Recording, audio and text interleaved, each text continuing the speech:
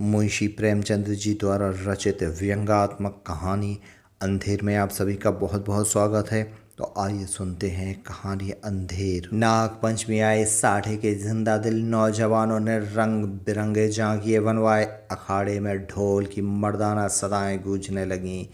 आसपास के पहलवान इकट्ठे हुए और अखाड़े पर तंबोलियों ने अपनी दुकानें सजाईं, क्योंकि आज कुश्ती और दोस्ताना मुकाबले का दिन है। औरतों ने गोबर से अपने आंगन लीपे और गाती बजाती कटोरों में दूध चावल लिए नाग पूजने चलीं।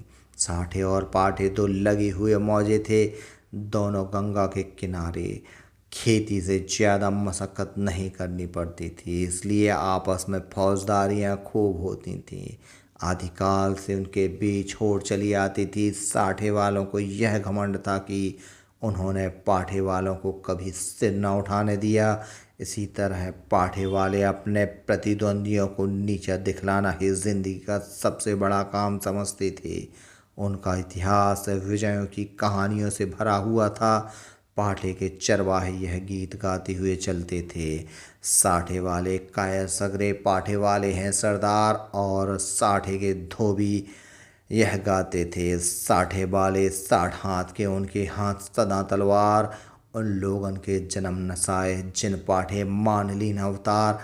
गरज आपसी होड़ का यह जोश बच्चों में माँ के दूध के साथ दाखिल होता था। और उनके प्रदर्शन का सबसे अच्छा और ऐतिहासिक मौका यही नाग पंचमी का दिन था। इस दिन के लिए साल भर तैयारियां होती रहती थीं। आज इनमें मार्के की कुश्ती होने वाली थी। साठे को गोपाल पर नाज था, पाठे को बलदेव पर गर्रा। दोनों सूरमा अपने अपने फकीर की दुआएं और आरजुएं लिए हुए अखाड़े में उतरे। तमाशाइयों पर चुंबक का सासर हुआ। मौजों के चौकीदार ने लठ और डंडों का यह जमघट देखा, और मर्दों की अंगारे की तरह लाल आंखें तो पिछले अनुभव के आधार पर बेपता हो गईं। इधर अखाड़े में दाव पेंच होने लगे। बलदेव समझता था गोपाल पैंतरे बदलता था। उसे अपनी ताकत का जाम था, उसे इसे अपने करतब का भरोसा। कुछ देर तक अखाड़े से ताल ठोकने की आवाज़ें आती रहीं। तब यकायक बहुत से आदमी खुशी के मारे मार मार उछलने लगे। कपड़े और बर्तन, पैसे और बताशे लुटाए जाने लगे।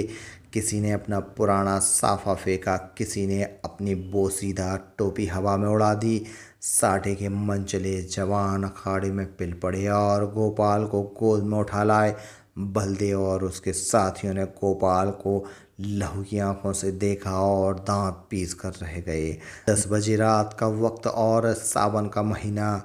आसमान पर काली घटाएं छाई थीं। अंधेरे का यह हाल था कि जैसे रोशनी का अस्तित्व ही नहीं रहा। कभी कभी बिजली चमकती थी, मगर अंधेरे को और ज़्यादा अंधेरा करने के लिए मेंढकों की आवाज़ें जिंदगी का पता देती थीं, वरना और चारों तरफ मौत थी। खामोश, डरावने और गंभीर साठे के झोपड़े और मकान इस अंधेरे में बहुत गौर से देखने पर काली काली भेड़ों की तरह नजर आते थे। न बच्चे रोते थे, न औरतें गाती थीं। पवित्र आत्मा बूढ़े राम नाम न जपते थे। मगर आबादी से बहुत दूर कई पुरशोर नालों और ढाक के जंगलों से गुजरकर ज्वार और बाजरे के खेत थे, और उनकी मेड़ों पर साठे के किसान जगह जगह मड़ैया डाले खेतों की रखवाली कर रहे थे। तले जमीन, ऊपर अंधेरा, मील तक सन्नाटा छाया हुआ। कहीं जंगली सूरों के गोल, कहीं नीलगांव की रेवड़। चिलम के सिवा कोई साथी नहीं, आग के सिवा कोई मददगार नहीं। जरा खटका हुआ और चौंक पड़े। अंधेरा भय का दूसरा नाम है। जब मिट्टी का एक ढेर, एक ठूंठ पेड़ और घास का ढेर भी जानदार चीज़ें बन जाती हैं, अंधेरा उनमें जान डाल देता है। लेकिन यह मजबूत हाथों वाले, मजबूत जिगर वाले, मजबूत इरादे वाले किसान हैं कि यह सब सख्तियां झेलते हैं, ताकि अपने से ज़्यादा भाग्यशाली भाइयों के लिए भोग विलास के सामान तैयार करें। इन्हीं रखवालों में आज का हीरो साठे का गौरव गोपाल भी है, जो अपनी मड़ैया में बैठा हुआ है और नींद को भगाने के लिए धीमे सुरों में यह गीत गा रहा है। अचानक उसे किसी के पाँव की आहट मालूम हुई, जैसे हिरन कुत्तों की आवाज़ों का कान लगाकर सुनता है। उसी तरह गोपाल ने भी कान लगाकर सुना। नींद औघाई दूर हट गई। लठ कंधे पर रखा और मड़ैया से बाहर निकल आया। चारों तरफ कालीमा छाई हुई थी और हल्की हल्की बूंदें पड़ रही थीं। वह बाहर निकला ही था कि उसके सर पर लाठी का भरपूर हाथ पड़ा। वह त्योरा कर गिर पड़ा और रात भर वहीं बेसुध पड़ा रहा। मालूम नहीं उस पर कितनी चोटें पड़ी। हमला करने वालों ने तो अपनी समझ में उसका काम तमाम कर दिया, लेकिन जिंदगी बाकी थी। यह पाठे के गैरतमंद लोग थे जिन्होंने अंधेरी की आड़ में अपनी हार का बदला लिया था।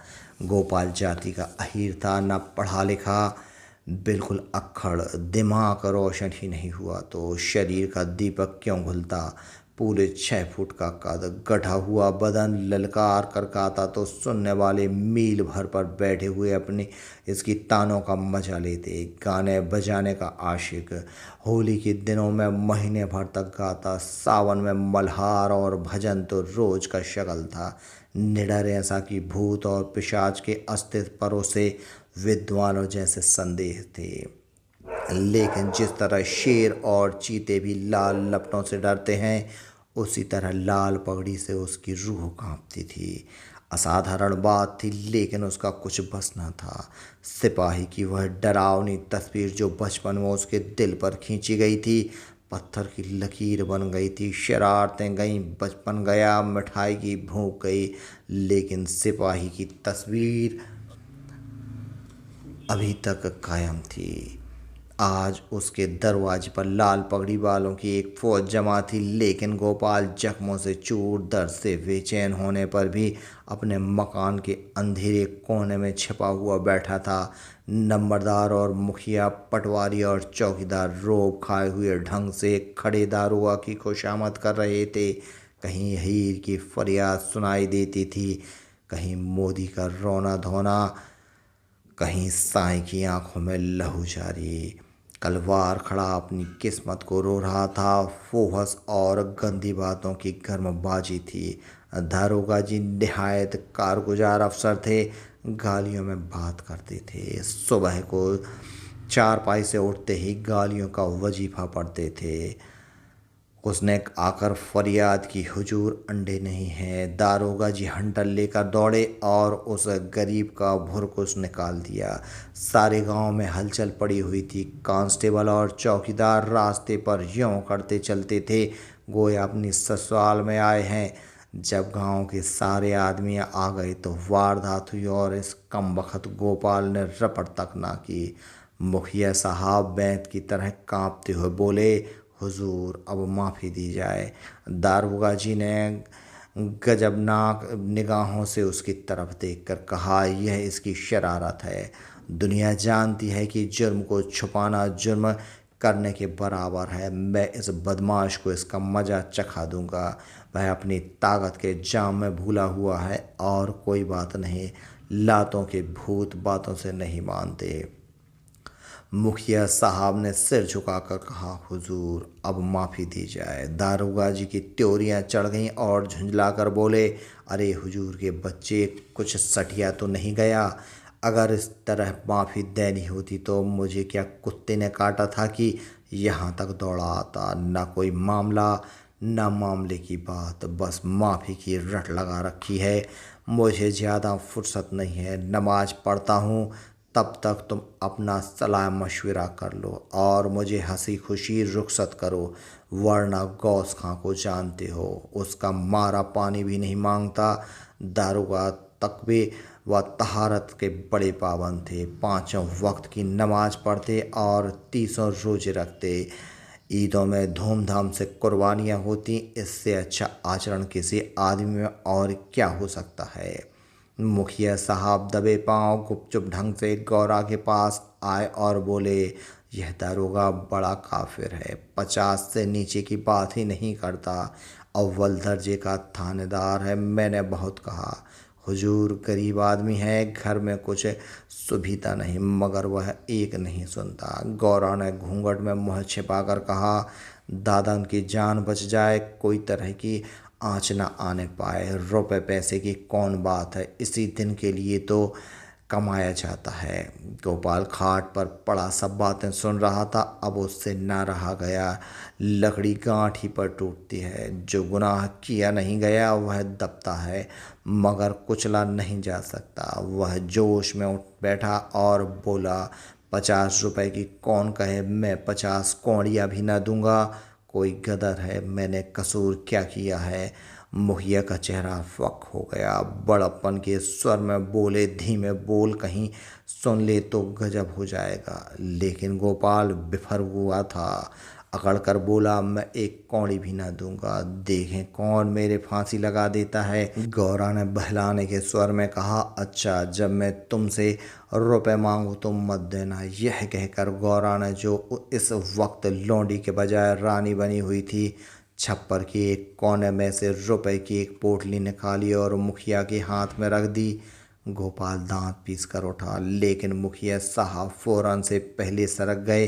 दारोगा जी ने गोपाल की बातें सुन ली थी और खुदा दुआ कर रहे थे कि ये खुदा इस मरदूत के दिल को पलट। इतने में मुखिया ने बाहर आकर 25 रुपए की पोटली दिखाई। 25 रास्ते में ही गायब हो गए थे। दारोगा जी ने खुदा का शुक्र किया, दुआ सुनी गई। रुपए जेब में रखा और रसद पहुंचाने वालों की भीड़ को रोते और बिलबिलाते छोड़कर हवा हो गए। मोदी का गला घुट गया। कसाई के गले का पर छुरियां चल गईं। मुखिया साहब ने गोपाल की गर्दन पर एहसान रखा। गोया रसद के दाम गिरह से दिए। गांव में सुरखरू हो गया, प्रतिष्ठा बढ़ गई। इधर गोपाल ने गौरी की खूब खबर ली। गांव में रात भर यही चर्चा रही। गोपाल बहुत बचा और इसका सहरा मुखिया के सिर था। बड़ी विपत्ति आई थी, वह टल गई।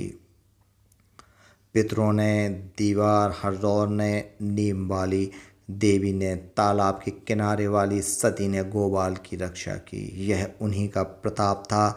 देवी की पूजा होनी जरूरी थी। सत्यनारायण की कथा भी लाजमी हो गई। फिर सुबह हुई, लेकिन गोपाल ने के दरवाजे पर आज लाल पगड़ियों के बजाय लाल साड़ियों का जमघट था। घोराज देवी की पूजा करने जाती थी और गांव की औरतें उसका साथ देने आई थीं।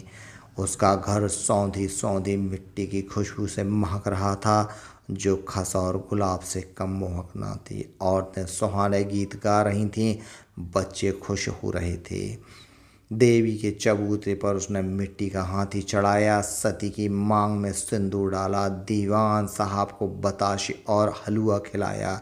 हनुमान जी को लड्डू से ज़्यादा प्रेम है, उन्हें लड्डू चढ़ाए। तब गाती बजाती घर को आई और सत्यनारायण की कथा की तैयारियां होने लगीं। मालिन फूल के हार, केले की शाखें और बंधनवारे लाए। कुम्हार नए नए दिए और हांडियाँ ले गया। बारी हरे ढाक के पत्तल और दोने रख गया। कहार ने आकर मटकों में पानी भरा। बड़े ने आकर गोपाल और गौरा के लिए 2 नई नई पीढ़ियाँ बनाए। नाई ने आंगन लीपा और चौक बनाई। दरवाजे पर बंधनवारे बांध गई।